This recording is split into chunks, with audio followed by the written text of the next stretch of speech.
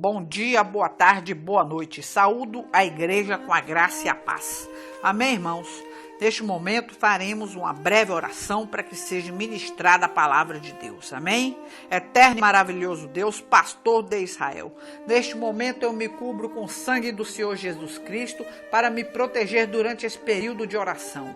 Eu me submeto a Ti completamente sem reservas em todos os setores da minha vida. Eu tomo posição contra toda operação de Satanás que me possa impedir neste período de ministração e me dirijo exclusivamente ao Deus vivo e verdadeiro, recusando-me a qualquer envolvimento com Satanás em minha oração. Satanás, eu te ordeno em nome do Senhor Jesus Cristo que saias da minha presença e de todos os ouvintes neste momento com todos os teus demônios, e eu coloco o sangue do Senhor Jesus Cristo entre nós. Pai Celestial, eu te adoro e te louvo. Reconheço que és digno de receber toda glória, honra e louvor. Neste momento eu neutralizo, eu repreendo agora toda ação e retaliação do inimigo contra a ministração da tua palavra. Todo dardo de fogo inflamado do inimigo, toda seta e oração contrária seja dissipada agora na autoridade do nome de Jesus. Meu Deus, que não seja eu, mas seja o teu Espírito Santo, Pai, que vem ministrar estes corações presentes neste momento, em nome do Senhor Jesus. Peço a todos os irmãos que se coloquem de pé, reverência à palavra de Deus e abram suas Bíblias em Mateus capítulo 4. Amém? Vamos ler 4, do versículo 1 ao 11. Amém? A palavra de Deus diz assim para mim e para ti: a tentação de Jesus. Amém, igreja? Vamos lá. Então diz assim: então foi conduzido Jesus pelo Espírito ao deserto para ser tentado pelo diabo. E tendo jejuado 40 dias e 40 noites, depois teve fome. E chegando-se a ele o tentador, disse: se tu és o Filho de Deus, mande que estas pedras se tornem em pães. Ele, porém, respondendo, disse: está escrito, nem só de pão viverá o homem, mas de toda palavra que sai da boca de Deus. Então o diabo o transportou à cidade santa e colocou sobre o pináculo do templo. E disse-lhe: se tu és o Filho de Deus, lança-te daqui abaixo, porque está escrito, aos seus anjos dará ordens a teu respeito, e tomar-te-ão nas mãos, para que nunca tropeces em alguma pedra. Disse-lhe Jesus: também está escrito, não tentarás o Senhor teu Deus. Novamente o transportou o diabo a um monte muito alto, e mostrou-lhe todos os reinos do mundo e a glória deles, e disse-lhe: tudo isto te darei se prostrado me adorares. Então disse-lhe Jesus: vai-te, Satanás, porque está escrito, ao Senhor teu Deus adorarás e só a ele servirás. Então o diabo o deixou, e eis que chegaram os anjos e o serviram. Amém, igreja? Vamos agora esmiuçar um pouco este versículo. O que quer dizer isto, né? Este versículo para mim e para ti. Então, se Satanás te tenta, diga não. Amém? Então, meus irmãos, parte da vida cristã é o envolvimento na guerra espiritual. Amém?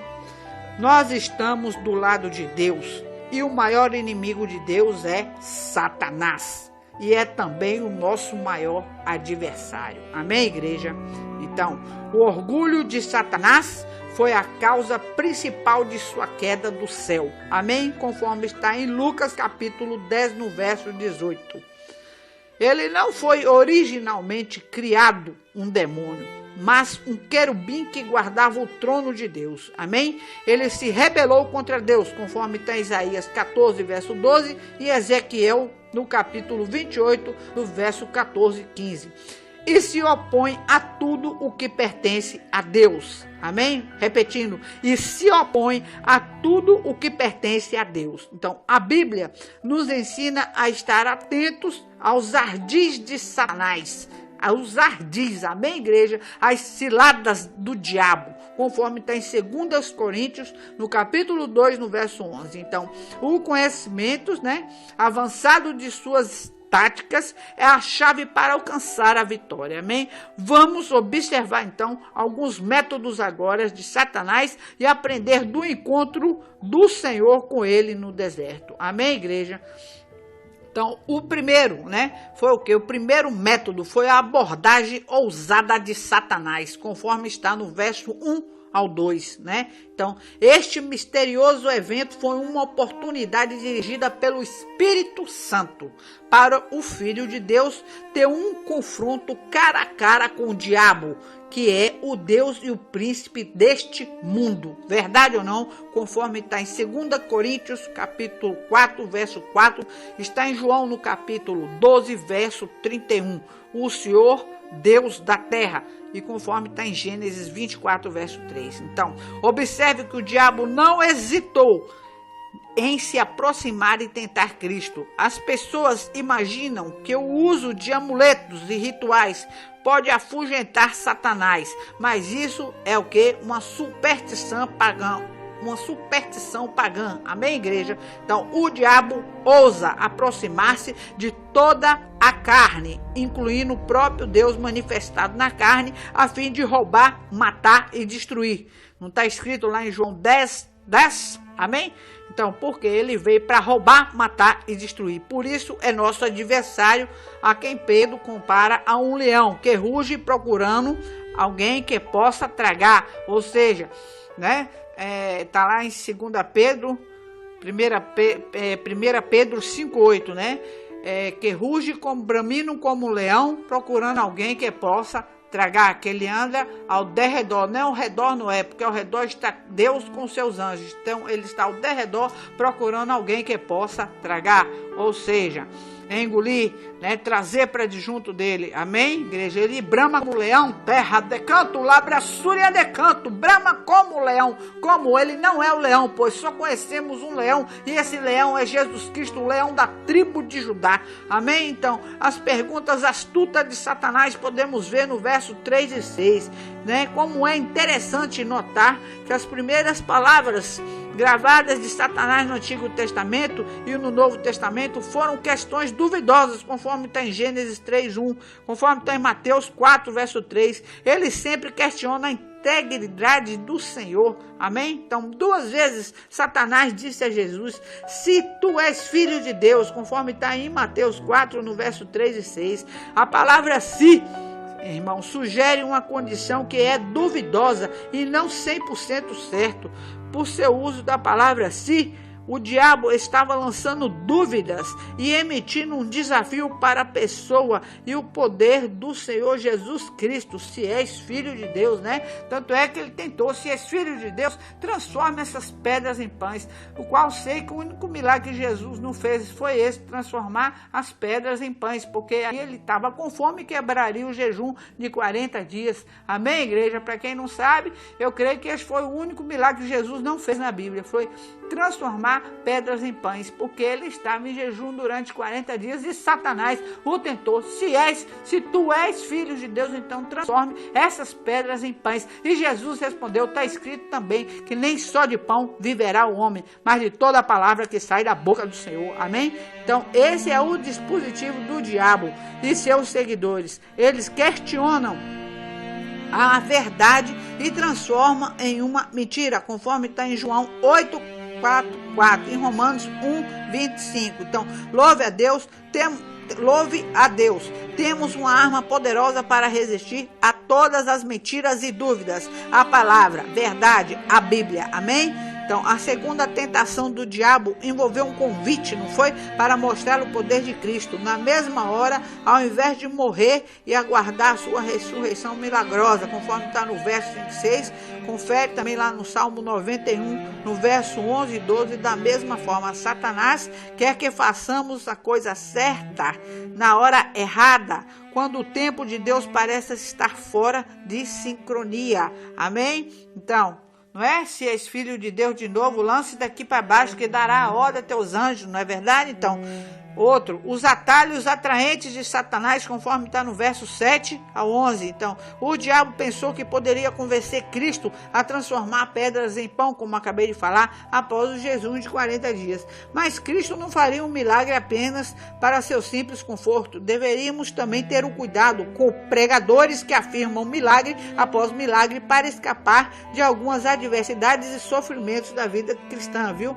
Observe que o diabo tentou seduzir Cristo a terceira vez.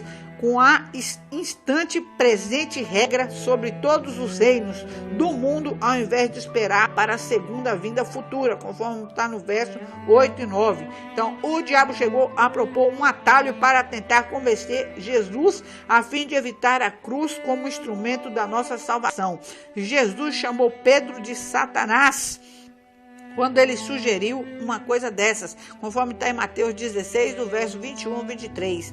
Fato é, sem derramamento de sangue não há remissão, conforme está lá em Hebreus, no capítulo 9, no verso 22 também. Devemos rejeitar os atalhos de Satanás, não importa quão bons eles pareçam, conforme está em Provérbios 16, no verso 25 também. Então, o diabo sabe que nós, humanos, somos impacientes por naturezas, e especialmente quando nossas necessidades físicas e conforto estão chateados. Então é por isso que ele vem para nos tentar a tal hora em que somos vulneráveis fisicamente, emocionalmente, financeiramente e espiritualmente. Então ele apela para os desejos da carne, dos olhos e da soberba da vida, bem como de que Deus nos advertiu contra isso, não foi? Estritamente conforme está em 1 João, no capítulo 2, no verso 16.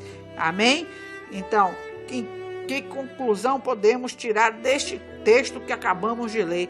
Em todos os 3 incidentes consecutivos da tentação do diabo, Jesus citou as escrituras de Deuteronômio quando disse: está escrito. Amém?